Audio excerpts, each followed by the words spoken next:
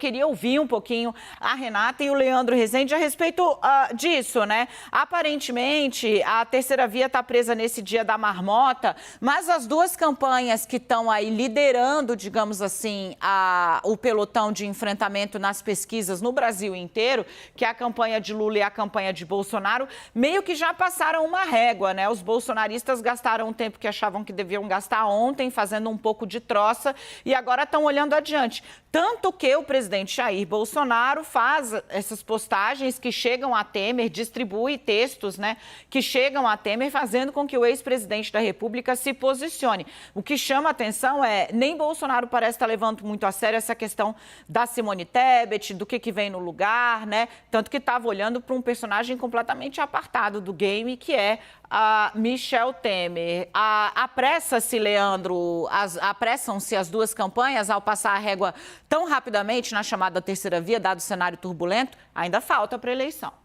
Ainda falta para a eleição, Dani, mas as pesquisas, né, como você nos ensina a ver elas sempre como um filme, esse filme ele tem mostrado de que não há motivo para essas campanhas efetivamente se preocuparem. Havia uma preocupação evidente com o Sérgio Moro. Quando chegou o nome do ex-juiz Sérgio Moro, bagunçou o cenário eleitoral. A expectativa ela nunca se cumpriu, a promessa de que ele passaria dos 2 dígitos ela nunca se cumpriu, mas de fato foi uma chegada ali que bagunçou um pouco do jogo eleitoral do jeito que ele está posto desde o final do ano passado, enfim, meados de 2021. Mas de lá para cá, o Ciro não consegue crescer, a Simone Tebet também tem uma dificuldade grande dentro do partido e essa chamada terceira via não consegue encontrar o nome, de fato, para incomodar os dois. O que eu ouvi de um marqueteiro nos últimos dias é de que o ex-presidente Lula e o presidente Jair Bolsonaro, eles se tratam como os adversários ideais um do outro, né? O Lula quer enfrentar Bolsonaro eventualmente no segundo turno, porque sabe que ele, Lula, pode vocalizar esse sentimento anti-bolsonarista. E o Bolsonaro, a mesma forma, quer usar o antipetismo que o colocou na cadeira presidencial em 2018 para tentar se reeleger. Então, a visão que os dois têm é de que eles querem, na verdade, se enfrentar. Então, não precisam dar muita bola para essa terceira via que tem uma quantidade de votos ainda muito reduzida.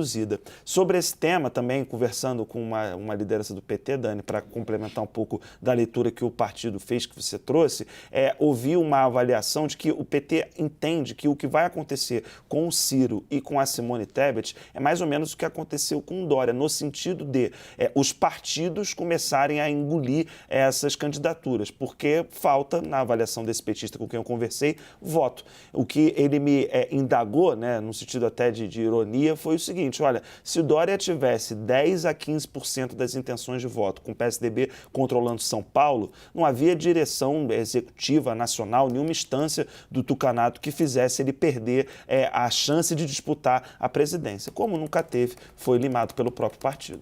Eu quero ouvir você, Renata Agostini, sobre isso, né? Rifa cedo ou o eleitor rifou antes dos partidos a chamada aí terceira via pelo desempenho até agora?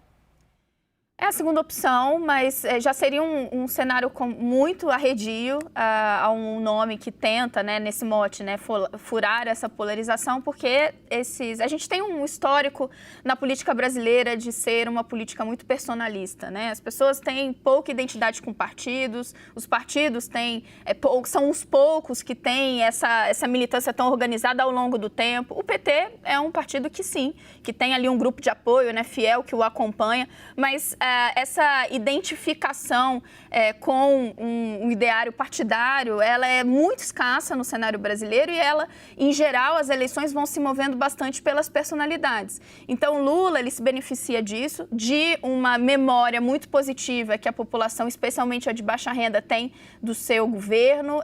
De fato, o país passou por um período de prosperidade, ainda que uma outra parcela significativa da população tenha a memória dos muitos escândalos de corrupção, isso virou também uma marca dos governos do PT, mas Lula traz essa força eleitoral herdada do tempo dele do governo e dessa necessidade das pessoas de mirarem numa figura. Bolsonaro acabou, nos últimos anos, se tornando essa figura de referência no outro lado, no lado da direita. E aí, como se apresentar como uma alternativa num cenário em que as pesquisas mostram isso?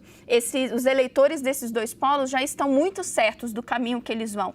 Ainda com uma rejeição muito grande desses dois personagens que acaba alimentando o chamado voto útil. Então, se eu rejeito tanto uma alternativa, será que não é o caso de eu já apostar no outro lado, mesmo que eu não goste tanto, para ver se essa solução fica anulada? É nesse cenário que a gente está. Então, um nome para a terceira via, um nome que se apresentasse e conseguisse se tornar uma onda, né, capaz de rivalizar ou tirar um desses lados da disputa, já era uma missão complicada. Junte-se a isso, a demora dos partidos em chegar a um consenso, o que permanece, o que está acontecendo, né?